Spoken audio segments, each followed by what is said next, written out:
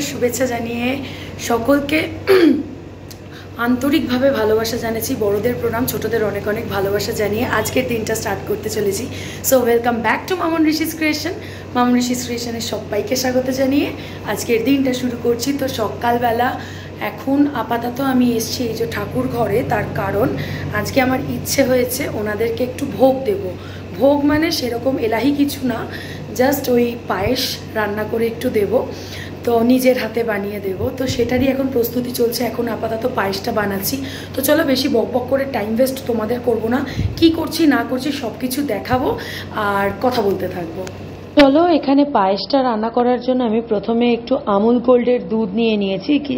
আমুল গোল্ডের দুধ দিয়ে যদি পায়েস করা হয় না, পায়েসটা ভীষণ টেস্টফুল হয়, খুব ক্ষীর ক্ষীর টাইপের ব্যাপারটা থাকে, আর দুধের মধ্যে প্রচণ্ড ক্রিমি টেক্সচারটা থাকে, যেটার জন্য পায়েসটা টেস্টটা বেশি দেয়। তো সেই জন্য এখানে আমি যেহেতু ভোগ রান্না করছি, তাই জন্য আমি এখানে ঠাকুর ঘরেই করছি, ইন্ডাকশানের মধ্যেই। তো এই যে এখানে দুধটা আমার দেওয়া হয়ে গেছে, দেখো কতটা ঘন গাঢ় দুধটা, ভীষণ ভালো হয়। আমরা বেসিক্যালি পায়েস করলে কিংবা কোনো রকম দুধের প্রোডাক্টের কোনো কিছু বানালে আমরা এই আমুল গোল্ডটাই ব্যবহার করি। তো তোমরাও যারা যারা পায়েস করো, তোমরাও এরকম আমুল গোল্ড দিয়ে করে দেখবে, ভীষণ ভালো লাগবে। তো এই যে চলো, এখানে দুধ ফোটার পরে আমি এখানে গোবিন্দভোগ চাল দিয়ে দিচ্ছি, যেটাকে অলরেডি আমি আগে থাকতেই ঘি দিয়ে মাখিয়ে রেখে দিয়েছিলাম। আগে না আমি একদম পায়েস করতে পারতাম না, তারপরে মায়ের থেকে শিখে নেবার পরে এখন মনে হয় পায়েস করা তো বাই হাত কা খেল। যদিও বা এটা ঠাকুরের ভোগ বানাচ্ছি, কতটা ভালো হবে কি বৃত্তান্ত কিছুই জানি না আমি। তো ওনারা খাক, ওনারাই আমাকে জবাব দেবে সেটা ভোগের টেস্টের ওপর। তো এই যে এখানে দেখো দুধ টুধ ফুটে গেছে, প্লাস আমি এখানে চালটাও তো ঢেলে দিয়েছিলাম, দিয়ে এটাও ফুটছে খুব ভালো মতো। তো এটা এখন ফোটার সাথে সাথে আমি এদিকে আবার পুজোর যেসব জোগাড়গুলো ছিল সেগুলো আমি করছি। মানে আমার নিজেরই মনে হয়েছে যে কেননা একটু যদি পয়লা বৈশাখে ওনাদেরকে একটু ভোগ করে দেওয়া যায়। তো এখানে দেখো লাস্টলি আমার পায়েসটা একদম রেডি অ্যান্ড সার্ভ হয়নি, মানে কড়াইতেই রয়েছে। আর আমি না এরকম পায়েস শেষের হয়ে যাওয়ার আগে আমি একটু ঘি অ্যাড করে দিই ওপর থেকে, টেস্টটা আরও বেশি হয়। তো এই যে এখানে দেখো অলরেডি সার্ভ করে দিয়েছি ওনাদেরকে। ফল আর পায়েস এই দুটো জিনিস দিয়েই ওনার পুজো দিয়েছি। তো জানি না ওনারা এটাকে কতটা ভালোভাবে গ্রহণ করেছেন। আমার যতটুকু ক্ষমতায় কুলিয়েছে, যতটা সাধ্যে কুলিয়েছে, আমি আমার মতন করে ওনাদেরকে পুজো করেছি আর ওনাকে ভোগটাকে নিবেদন করেছি। তো এই যে পয়লা বৈশাখে এটা আমার নতুন জামা নয়, নতুন ম্যাক্সি।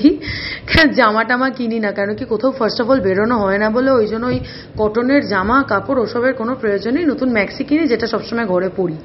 তো আজকের নববর্ষের স্পেশাল লাঞ্চ এখানে তৈরি হলো মাটন বিরিয়ানি। তোমরা সেটা থাম্বনেল দেখেই আশা করি বুঝে গেছো।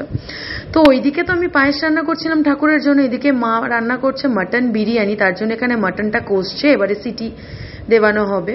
তো অনেকদিন ধরে ইচ্ছা করছিল যে একটু বাড়িতে ভালো মন্দ কিছু খাবো, অনেকদিন কিছু খাওয়া হয় না।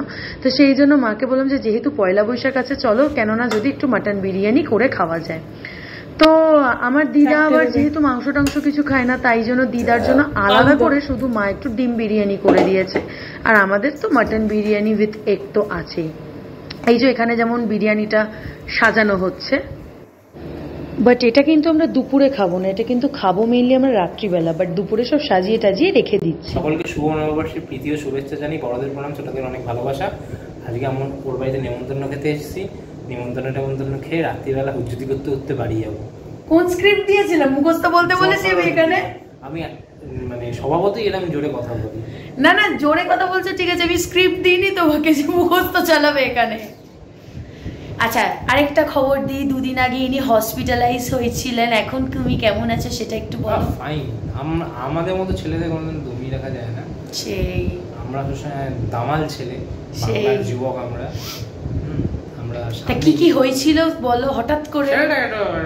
না মানে হঠাৎ অসুস্থতাটা কেন হলো সেটা একটু আমার প্রেশারটা বেড়ে গেছিল একটুখানি, এটা অন্য পার্সোনাল ম্যাটারের জন্য।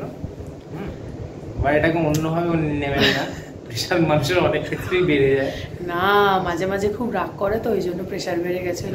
হসপিটালে গিয়ে ইনজেকশন খেয়েছি, ইনজেকশন। আমি রাখতে পারি না না, তুমি তো করছি খোকা।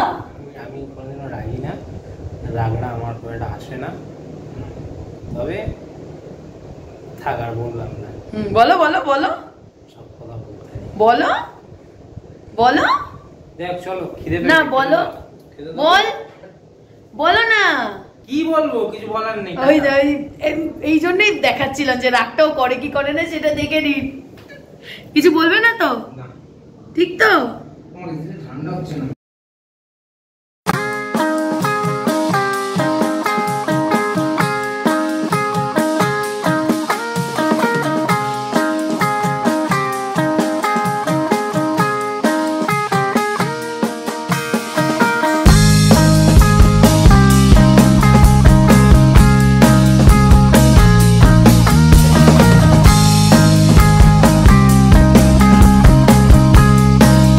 কেমন খাচ্ছ বলো?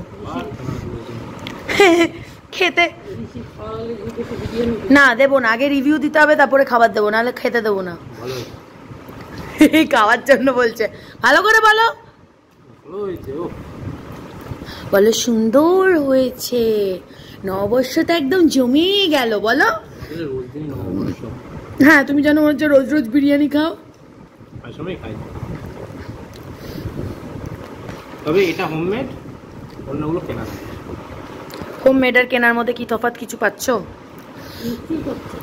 মশলার একটা ভ্যারাইটি থাকে। কোনটা ভালো, বাইরেরটা না ভেতরেরটা? হাইজিনের একটা ব্যাপার থাকে। হাইজিন মরণ, বাইরেরটা না ভেতরেরটা ভালো? ভেতরেরটা। দুটো দু রকম। আমার কাছে তো বকশিস বিরিয়ানি ইজ অলওয়েজ উফ। দাদা বৌদি থেকে তো মনে হলো না এরকম। না, দাদা বৌদি থেকে খেয়েছি, তারপরে না আমার পেটটা কেমন গুড়গুড় করছিল। মা তোমার কেমন লাগছে আমার স্পেশাল বিরিয়ানিটা বানালে? বিরিয়ানি আর রায়তার পরে এটা ছিল আমাদের ম্যান্ডেটরি ডেজার্ট, যেটা হচ্ছে ম্যাঙ্গো আইসক্রিম। তো এই যে সাজানোটা দেখছো না, এই সাজানোটা কিন্তু পুরোপুরি আমার বাবার করা। আমার বাবা কিন্তু এইসব দিক থেকে একদম এক্সপার্ট। তো কালকে রাত্রিবেলাতে ব্লগটা আর এন্ড করার টাইম পাইনি, তার কারণ অনেকটাই লেট হয়ে গেছিলো। যে ঋষি আমার বাড়িতে এসছে, দেন ডিনার করেছে, দেন বাড়ি গেছে। তো তারপরে আর ব্লগটা আমি এন্ড করতে পারিও নি, ইনফ্যাক্ট ভুলেও গেছিলাম। তো ওই জন্য আজকে সকালবেলা মানে নববর্ষের পরের দিন আমি ব্লগটাকে এন্ড করছি। তো আশা করি তোমাদের এই ভিডিওটা ভালো লেগেছে, আর কেমন লেগেছে না লেগেছে সব কিছুই আমাকে কমেন্ট করে জানিও। অ্যান্ড হ্যাঁ, তোমাদেরকে আমি আগেও বলেছিলাম আমি একটা এবারে রুম আমার হোম ট্যুর শেয়ার করব।